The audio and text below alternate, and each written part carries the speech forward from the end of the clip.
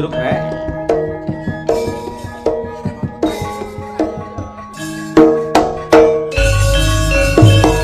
Bimo Kakung.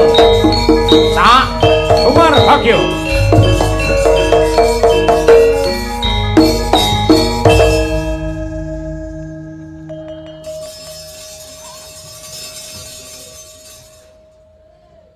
Baku kok mandek. Lah mesti ngidung lho iki. Wong Semarang kok kon ngidung Yai Segoro. Nggih. Sak cek cumlek wiwit aku mlebu wayang kulit ora tau ngidung, Mas. Lah iya. Ya paling mboten memberi apresiasi lho niki lho. Ternyata sinden-sinden zaman sekarang niku mboten namung iso nyindeni srepek, mboten namung iso nyindeni ayak-ayak lan gending, ning kenyataannya mempunyai potensi masing-masing sebisa mungkin oleh teman-teman Madangkara diangkat sehingga semua menjadi hal yang menarik untuk disuguhkan oleh para penonton. Ngoten niku. Iki yen kena ngarani iki lak entertain dunia tontonan utawa dagangan tontonan. Lah leres. Iki kudu penuh dengan variasi. Heeh. Siapapun yang ditonton tidak punya variasi maka akan tenggelam dengan sendirinya. Betul. Ora betul. beda saiki tahu ana sing tahu bakso, Tahu bulat. gejrot, tahu bulat, tetek bengek. Nggih. Mula sinden ya kudu duwe yen aku ngarani duwe karakter dewi-dewi. Nggih, mila saking menika. Iki- Tur nggih nuwun sewu kanca-kanca utawi anak-anak kula sinden-sinden Madangkara menika pancen sengaja kula serawungke kalian model pakeliran jangan sampai sinden-sinden niku hanya hanyut di dalam limbukan kalian goro-goro. Dadi upamane peh enten bintang tamune njur, "Ku penonton bintang tamune kathah kula mboten satu umur tak tumut sanesih." Aja ngono, mergo satu kesatuan. Goro-goro limbukan itu sebenarnya hanya sebagai bumbu cara masakan. Ning bagaimana kita kekompakan kita mulai kur klenengan nganti tekan tancep kayon sing tak arep-arep ngono kuwi. Ingatlah dalam diri seseorang itu punya kelebihan dan kekurangan masing-masing. Nah, leres. Ora nggih. perlu wedi, ora perlu minder apa meneh nyingkiri. Iki nggih. buktine dari iki mau ngremone ya apik. Sapa? Dari Kok iso ndari? sapa ki jenenge iki? Okva. Heeh, opa kuwi mari jenenge angel aku pokoke wato nyebut ngono wae. Iya. Dadi wong ana ngene lho, wong urip ning donya ki kepinterane dhewe-dhewe keluwihane dhewe-dhewe. Leres. Ibarate wong urip ning donya kuwi kaya wit kae lho Mas. Tegese pripun niku? Wit kae apa panguripan. Lah awake dhewe ki batanging wit kae lho. Apa ki sing diarani panging wit. Panggih. Masing-masing pang kuwi duwe godhong jumlahe ora padha. Leres. Ning kabeh mau dumadi saka siji ya kuwi uwite wit kae. Nggih, To bener. batange wit kae. Nggih. Ning nadyan mekaten sebagai uwit dan juga godhong nganti tekan wowoan, aja nganti lali sumbere. Sumbere kekuatane wit godhong karo wowoan iku mapan wonten oyotipun nadyan to ndelik teng jero lemah. Ning niku baku nguripi lan ora duwe pamrih apa-apa, ora pengin dilem karo sapa-sapa. Mergo ndelik golek banyu nggih nguripi wit sak liya-liyane. Betul. Niku, Iki nggih. ora beda kaya panjenengane Pak Kades iki lak ya padha ae to ki. Ketoke iki ya pancen ragate akeh ning sejatine iki sing diseneng-senengke ya wong sing luwih akeh tinimbang jumlah nominalnya. Wah, temenanan saestu wong panjenenganipun iki ibarate banyu niku namung mili. Ngibarate wong donga mung ngamini apa sing dikersake kalian warga masyarakat Kemiri. Waton menika babakan ingkang sae tartamtu kemawon Pak Kades mesti nayogyani lan ugi njurung sepenuh hati yen perlu wani korban wani tombok untuk kebahagiaan dan juga kekompakan warga masyarakat wonten Kemiri Mas Garing. Nggih niki wajan. Nggih niki nadyan pun goro-goro sing mirsani tesih kathah. Alhamdulillah. Mongko sempat udan barang ya ki mau ya. Udan niku mboten alangan kanggone penggemar wayang kulit. Nggih. Kula namung kula saged ndongaaken ingkang dalu menika sebagai penonton wayang kulit kula dongake taun ngarep sebagai penanggap wayang kulit. Amin. Nggih. Berarti kula padha mawon ndongake menyan akeh rezekine. Amin. Ya Nggih niku dengan catatan nanggap wayang kulit nggih kudu enten kula. Sing jarene mang nek gareng ora udan buktine ya udan. Lho nek buktine diterangne ra. Wah kuwi sing nyisihke jenengan. Ora ya sing gawe udan. Oh tak kira waton nanggap gareng, engko garenge ndonga akhire dadi terang ngono. Ngene lho Mas, udan ki ora perlu kok digawe sulaya aja. Terus Mergo yen kowe ngerti tegese udan, kowe tentunya nanti akhirnya syukur sing mbok duweni. Ki umume arupa banyu. Leres. Diinteni ning ya ana sing ditolak. Akeh ya teles, sithik ya teles. Iya. Ning tetep kudu disyukuri wong kuwi karunia ilahi. Nggih, bener nggih. Tur nggih para kiai sampun paring dawuh. Mandine mandi ora kaya sing barengi lendonga karo tumuruning udan niku. Nah, kula niki nyarengi dawah wonten bumi, monggo ndedonga murih kemiri kalis ing rubeda gudha rencana salara. Penduduk masyarakatipun saged makmur gesangipun, Mas. Amin ya rabbal alamin. Wabil khusus dumateng Bapak Kepala Desa Pak Nurdianto Gitan Sapinaringan sabar, kuat, tabah, amanah anggenipun momong sedaya para warga masyarakat langsung prambahipun dumateng para perangkat desa ugi pinter anggenipun ngladeni kersanipun Pak Kades lan ugi pinter anggenipun ngayomi dumateng sagung para warga masyarakat kemiri lah ngaten Mas Gareng. Pak Kades ki prinsipe ki ana Mas. Napa niku? Pak Kades itu selalu berprinsip berpikir ke atas untuk berharap, berpikir ke bawah untuk bersyukur, berpikir sekelilingnya untuk saling berbagi. Leres. Dan beliau tidak berpikir untuk menjadi orang yang sempurna tapi berpikir menjadi orang yang berguna. Nah, kuwi itu bermanfaat. Bermanfaat. Nggih, dawuh leres. Nggih. Gawe senenge wong ki tetep pahalane banyu mili ngono Mas. Nggih. Malah nuwun sewu para pinter ugi sampun paring dawuh ketika kita menjadi pejabat dan juga menjadi masyarakat kedua-duanya harus menjadi satu kesatuan, satu frekuensi, satu hati untuk saling mendoakan. Kalau memang pejabat cinta kepada masyarakat dan masyarakat cinta kepada pejabatnya, salah satu yang harus dilakukan adalah mendoakan. Dan doa yang terbaik itu tidak hanya mendoakan untuk diri kita sendiri, namun juga untuk orang lain. Pak Lurah ndongake masyarakate, masyarakat ndongake Pak Lurah supaya diparingi bijaksana. Akhire donga bebarengan kuwi hanjok marang keberkahan tumrape para warga masyarakat ing kemiri mriki. Betul, dan iki ngrebuk iki mau udan. Pripun? Udan iki mau nuwun sewu kuwi yo ngekeki peringatan. Dadi Gusti Allah ki yo mengkeki peringatan titahe utawa umate. Nggih. Udan ki mau mudhun nang bumi tanpa ada peringatan apapun. Ngerti-ngerti bres. Ora nyawang sing nonton ki nggawa payung utawa ora nggawa payung udan tiba. Kuwi tegese padha bahwa kematian itu datangnya tidak melihat kamu siap atau tidak siap, pasti akan menjemputmu. Nah, kuwi. Mula diarani mati, kabeh wong bakal nglakoni. Nglakoni. Apakah makna dari mati? Mati iki 4 huruf. M-A-T-I. M manusia semua mengalaminya. Karena itu sebuah takdir. A akan tetapi datangnya tidak ada yang mengetahui. Bisa sewaktu-waktu, bisa masih panjang atau lama. T. Iki sing kudu dicatet. Kematian itu T. Tidak harus sakit dulu dan tidak harus yang tua dulu. Hati-hati nggih. Ini semua rahasia ilahi.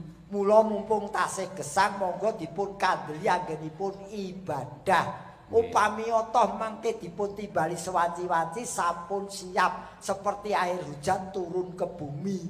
Panjenengan sampun gawa payung jas udan tetek bengek. Iya, akhirnya ora masuk angin. Ah, ngono ki wancine mubal ki ngelmu ngene iki. Iya. Ning men saya tonjo ya tak Goleke kanca tetep Mbak Tatin Lestari. Oke. Piyayi iki Mbak nun sewu. Arang-arang yen gabung kalian Madangkara ning yen Ponorogo sabane Mbak Tatin. Ngoten nggih. Wah. Piyayi kuwi paribasan kaya omah nang kene iki. Saniki anggerpun ngeblakke sayap pun wah nutupi jagat pokoke. Nggih. Nah, kene Nduk sayang. Yo tukung Mbak Tatin Lestari. Oke, mangga ta.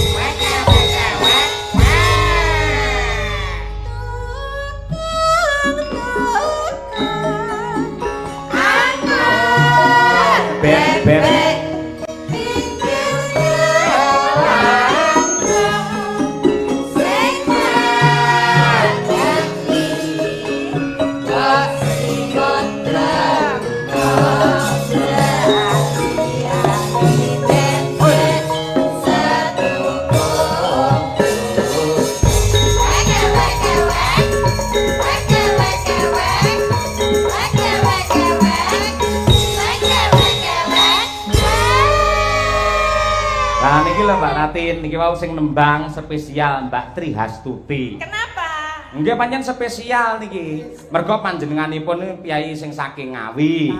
Desanipun saking Cianjay, Kecamatan Cianjir. Ayo. Kabupaten Ngawi. Enten apa? Enten. Wah, lagune tokong-tokong angon bebek iki kaya bebek goreng to. Iya. Ayo bebek kremes. Sing kaya bebek aku kok iki. Iki. Oh, tak kira aku. Oh, bebek iki kowe ngerti ciri khasé bebek? Napa? Ah, mesti ra perhatikan to. Napa ciri khasé? Bebek iki ngendoke sak gon-gon. Mloti bebek iki ngendoke sak gon-gon. Sopo? Sopo wae. Bebeke sak lek ngendok sak nggon-nggon. Sak gon-gon. Tapi ndoke gede-gede ya. Gede, Ndoke gede-gede. Gumantung dipakani apa ora? Loh, maksudnya daripada pitik kan mending ndok bebek toh? Sing gumunke. Apa? Kuwi ndoke kok biru kuwi le ngekeki werna iki kapan? Kapan Pak Dalang le ngenein warna? Ngono kok ya ditakokke. Wong wis kodrate pancen kaya ngono kuwi. Saiki bayi kok terus nuwun sewu, ora ana sing makani ning jero kok saya gedhe ngene sing makani sapa tunggane. Bapake. Bapake. Kok iso bapake lek carane makani piye? Piye? Aku biyen kirim kok. Dikirim apa? Ya pokoke kirim tak kirimi. Le ngirimi carane? Bojoku biyen meteng tak kirimi terus kok. Le ngirimi piye? Kirimi doa. Wah, supaya lho kowe iki piye to? Sehat. Udah mesti Tuh. Aku ngerti sih mbak kirimi. Oh, iku mesti tekan. Iki lho aku kaya gumun karo Mbak Tatin iki angkat Apa dijak sih? ngobrol apa wae mesti arahe mesti negatif deh. arep ora negatif piye jak iki deloken dalange kuwi Yahmene kok wis ketok katoke jero barang ki. Kowe iki aja ngawur. Iki batikku ki lak tulis. Nah, terus Mongko aku ngerokok. Lek ngerokok otomatis kan genine sosok nyeblok. Timbane bolong kabeh diamuk karo bojoku. Ayo. terus Mula tak silakne rene kari ngangge tayat iki ngono lho. kok tak kira nek Kula gen ora mletik genine ya tuku rokok sing larang. Kuwi pare rokoke murah dadi. Lah iki larang lho wisan iki. Oh, lho. Wong rokok lek kaya panitia wae. Sak panggung iki sing rokok larang gur loro. Apa? Aku karo Larso tok. Ngene iki rokokane. apa iya ta tak delok. Iya. Niki wau Mbak, sinten Mbak Okta Oktav. Oktav. Mbak Tak. Okvalica. Ova jenenge Mbak Ova Lica iki le hormat kari dhewe ngene ta. Kuwi padha karo nek nanggon aku jenenge angguk. Wah, Bu. Angguk iki tarian ciri khas Kulon Progo nek hormat ya ngene. Coba. Aja mong Iki gur ngandake. Ya ben percaya piye kene ya ben percaya kaya apa. aku yen Kuwi ya kasanah budaya kok ya. Iya, maksudnya kalau ciri khas Kulon Progo kan angguk. Lah nek Mbak aku yen teoritis tok ora percaya, praktektis. Sabuane piye to Mbak anggoke Mbak? Lek Kulon Progo kono piye? ya ming nganggo rebana kalih napa jenenge? Oh, iso. Lah suarane piye suarane? Suarane ya maktut ngono. Intutmu ora. Lah ya nek praktekke ya piye jenenge rebana karo karo Ayo. beduk karo kendang Anu ngono. dikendangi, Geng, Sugeng kendangi, Geng. Sugeng sapa? Sapa? Sugeng Rahayu apa piye ora? Nggih. Ya pokoknya angguk iso. Gua ben ngerti Enggak. kene ben ngerti. Nek sesuk belajar sik wae. Ora iso. Ora usah kowe aja didol to mumung kethok. Yogone to pengrawite Mas Yoyo ki didadak aja meneh kok angguk, menggung lho iso. Ayo. Wong megur ngandhake lho hormat kaya angguk kok dadi. Ora iso. Lah angguk nuwun sewu bapak-bapak pun preso angguk. Ah. Dereng preso. Lah ngono iki tegese lek ora nek buktine to. Ayo. Ayo ngono iki. Ayo. Jare kowe juara angguk sak kecamatan. Ayo. Ayo. Anggo lek gawe kathok semene iki to Mbak Natin? Nggih. Nggih kacamata ta? Nggih. Sampeyan ya tau ngono iki? Yo, temben nggih pas cilik ngono. Ah iya. Kowe jamane mulune kene sik kebak lho. Ayo. Ayo. Piye ta? Lagune arek apa ayo? Sing penting jogete ya. Yo enggak. Angguk kok ijo-ijo. Eh! Kacamata nang ngene kok nang kene lho. Bojoku biasane kacamatane. Lah lah. Ngene lho, ngene lho. Ngene lho. Sae-sae lho. Ayo, Diko, aku. Piye sik nembang sapa iki? Tresnawati kae lho, Mas. Tresnawati. Oh, iso. Iso. Kowe Tin. Kowe nembang karo joget lak iso. Terus piye? Ya pokoke apa wae kok anggere kono lek muni ora. Ya Sik, sik. Para penonton anggo rumiyin nggih setuju nggih? Wah, wis. Tadi iki usul kok ora genah. Angguk kok iso sampe gunung lagune iki piye? Tak kon nembang Mbak Yu kowe ya. Hah? Mbak Yu ku sing kon nembang ya. Ya, monggo. Penting sing joget awakmu. Ayo. Kacamatanya Iki dulu. mau njaluk bayaran piro iki ya? Mbak Yunit Atin iki jenenge Titin. Nggih. Niki putrane Bu Sri Lungit, Mbak Tatini. Wah, nggih. Atin, Titin, terus sing keri dhewe kan Titanic. Titanic. Malah kapal. Kata nek Titanic sesudah. Ayo dong. Nggih. Tresnawati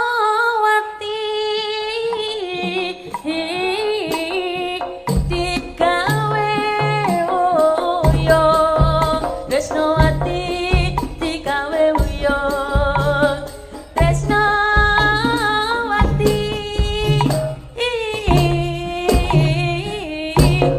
digawe uyo Tresnawati digawe Tapi uyo ana singgete ben aku nggo mlaku maju. Deng deng dut. Wah, ning nyanyi bulan baleni, Jan. Kaya sing tak latih wingi lho. Ya. Kanggo dicet. Ayo nek deng dut. Ayo.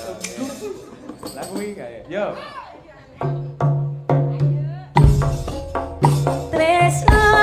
Tresnawati. Waduh. Digawe wuyo. Tresnawati digawe wuyo. Wuyo Narendra Satria ing Madukara. Satria ing Madukara. Ya. Kuno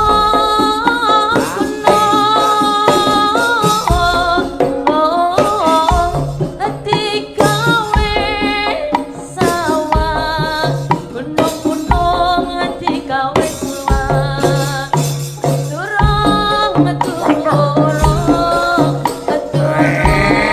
turung hati gawe susah. Tepuk tangan untuk Mbak Tatin. Wah, dan Aku sing Besok latihan sik besok. sik aku sing ora setuju protes iki. Piye ta? Gerakanku barang Diko ki. Ora lho. Bang ora ono Mbak Tatin piye mau Ora gerane? ngono. Ngene lho. Oh, Kaya cakil. Jane iki aja akeh. Ayo. Kan lagune warna-warna nganu gerakan angguk kuwi tergantung lagu. Iki mau apa Tresno? Tresnawati. Kok situ diganti Tresno Tutik nek ora. Isa. Nah, Tutik. Masih ki ndek sapa? Mbak, kok iso diarani anggo sebabe piye? Karena mengangguk-angguk. Lah iki angger isu yo do ngangguk-angguk doan. Ya aku gak tahu di kenapa dijenengi angguk, tapi ana sing jenenge nang kono iki liyane angguk iki apa, Bude? Dolala. Dolala. Oh, nek dolala kertas. Dul. Jajal koyo ngopo. Padha. Kok gagah. Aku kepengin ngerti kok. Ora lho, angguk iki carane Kulonprogo, nek dolala kuwi carane Purworejo. Aku dolala rung tau ngerti kuwi dol-dolan aku. Lambene kaya kalang. Ya itu sedikit aja ya. Ya. Oh, kepinteran diimit-imit. Tapi lho kowe mau kocok. Aku arep dadi tenan ning aku kacamata kuwi to, Bata. Wah, anggoe ngangge dadi to, Pak ya? Iya. Lha dadi kaya anu ya kaya jarenan ngono kae ya. Lho, udah gulung. Ben percaya. Kalau yang pakai kacamata hitam itu yang sudah dadi. Kalau cuman jogetan biasa beririt-iritan itu belum. Apa? Irit-iritan. Sik basa Indonesia kok irit-iritan. Lah apa? Berjejer-jejer. Ah, ya. Ora lho, kuwi lho kok iso dadi kok ngangge kacamata sebabe apa? Ya carane ngono kuwi ya. Kaya nek jadilan kan pakai kacamata to. Kok malah aku walik. Lah aku angger wis dadi nu biasane malah tak cepot kacamatane. Ayo aku gumantung rame wong kok. Wong dadi iki ning salut sayang yo anggo yo dolala. Sekarang yang melakukan anak-anak muda dan cantik-cantik kabeh. Oh iya. Putih-putih kabeh. Kaos kakian yo putih. Pokoke sing penting wong wedok ayu nom. Yen ki raca-raca ngono ki jane lanang ya, Nduk ya. Dulu memang lanang, terus perkembangan zaman jadi wedok. Somben ki ajar ono ki anggo. Iki. Lagi